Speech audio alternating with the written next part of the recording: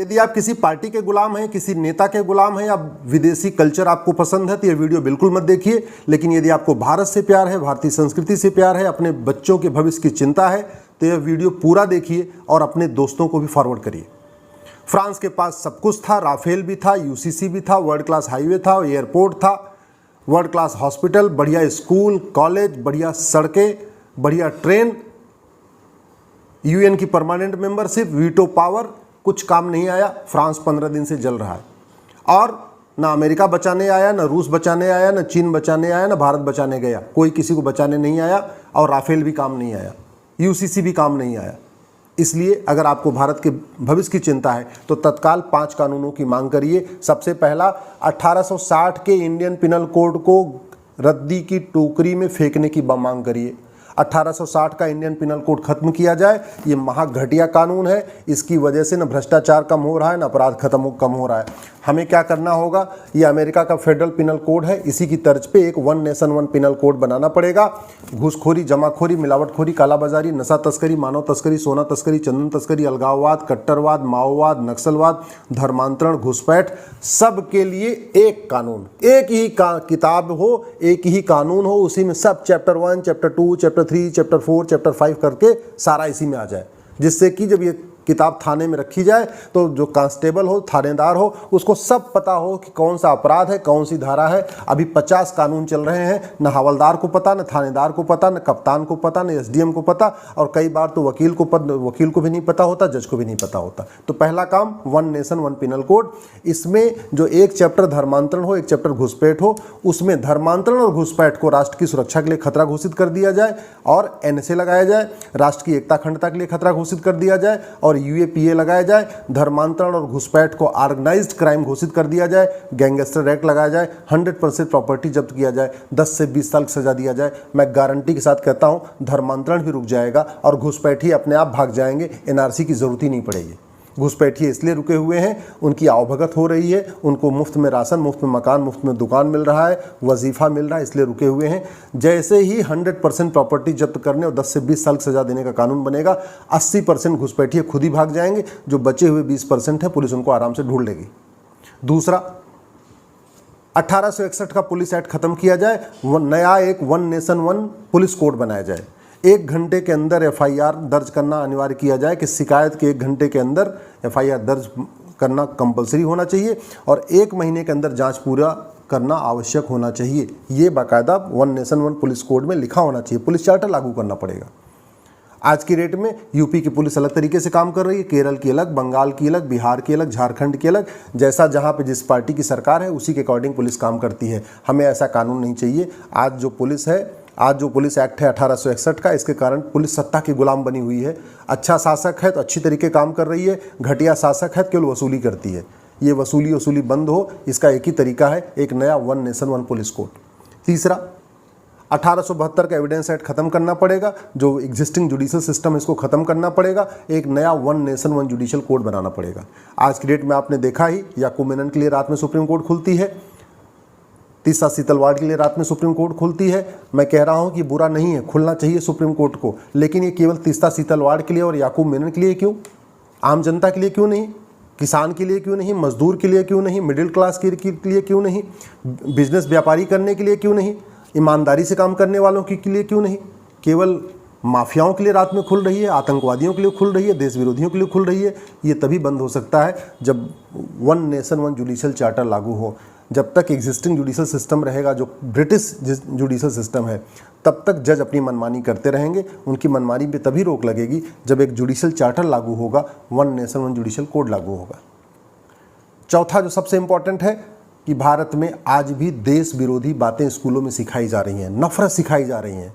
ऐसी किताब चल रही है जो एकदम संविधान के प्रियम्बल के खिलाफ है। संविधान के प्रियम्बल में 6 शब्द हैं, equality, justice, liberty, fraternity, unity. और ऐसे किताबें हैं जो अलग अलग स्कूलों में चल रही हैं, जिनको विशेष दर्जा मिला हुआ है स्कूलों का, जहाँ पे न भारत की संस्कृति के बारे में सिखाया जाता है, भारत की संस्कृति के खिलाफ नफरत करना सिखाया जाता है, भारत के बहुसंख्यक समाज के खिलाफ नफरत करना सिखाया जाता है। एक ही तरीका है, one nation one education code लागू हो। एक देश एक शिक्षा बोर्ड, एक देश एक syllabus, one nation one syllabus, one nation one education board. और 10वीं तक यानी 16 साल तक पूरे देश में समान शिक्षा लागू हो। जैसे केंद्रीय विद्यालय में पूरे देश में एक जैसी किताब होती है, वैसे ही one nation one education board हो।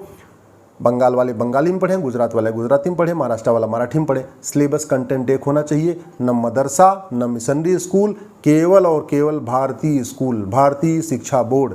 कोई न मदरसा बोर्ड, न मिशनरी बोर्ड, न सीबीएसई बोर्ड, न आईसीएसई बोर्ड, कोई बोर्ड नहीं, एक भारतीय शिक्षा बोर्ड, 10वीं तक सबके लिए समान सिलेबस। और जो सबसे इंपॉर्टेंट है, सबसे इंपॉर्टेंट पांचवा, जो हमने कहा ना, one nation one police code, one nation one penal code, one nation one judicial code, one nation one education code, और पांचवा most important, one nation one tax code. सारी समस्याओं का जो मूल कारण है भ्रष्टाचार है। घुसपैठिए घूस दे के आते हैं, धर्मांतरण की फंडिंग काले धन हवाला से होती है। तो अगर भ्रष्टाचार खत्म हो जाए तो देश विरोधी 50% चीज़ें अपने आप ही खत्म हो जाएंगी। तो उसके लिए वन नेशन वन टैक्स लागू करना पड़ेगा, इनकम टैक्स खत्म करना पड़ेगा, जीएसटी खत्म करना पड़ेगा, वैट खत्म करना पड़ेगा, सारा कुछ खत्म। जितने भी टैक्स हैं, केवल जो कस्टम लगता है, जो विदेश से हम सामान आयात करते हैं, वो लगना चाहिए। बाकी भारत के अंदर विद इन कंट्री जितने भी टैक्स लग रहे हैं, वैट हो गया, टीडीएस हो गया, इनकम टैक्स हो गया, ये सब खत्म हो, केवल वन नेशन वन टैक्स यानी बैंकिंग ट्रांजैक्शन टैक्स लागू किया जाए। उसके लिए केवल इतना करना पड़ेगा, 100 रुपये से बड़ी नोट बंद करना पड़ेगा, 5,000 रुपये से महंगे सामान का कैश लेन देन बंद करना पड़ेगा, प्रॉपर्टी को आधार से लिंक करना पड़ेगा, नार्को पॉलीग्राफ ब्रेन मैपिंग कानून बनाना पड़ेगा, और बैंकिंग ट्रांजैक्शन टैक्स लागू करना पड़ेगा। यानी जब भी आदमी कोई बैंक से ट्रांजैक्शन करे तो उसको 1% एक्स्ट्रा देना पड़ेगा। 100 रुपये का सामान खरीदा, 101 रुपये दिया, 1000 का सामान खरीदा, 1010 दिया। इसी तरीके से 1% एक्स्ट्रा, यानी अगर 1 लाख का सामान खरीदा तो 1,01,000 रुपये। और ये सबके लिए बहुत अच्छा भी है, आसान भी है। आम जनता के लिए अच्छी बात यह है कि उसके ऊपर न कोई इनकम टैक्स आ रहा है, न जीएसटी आ रहा है, कुछ नहीं आ रहा है, तो 1% देता जा रहा है।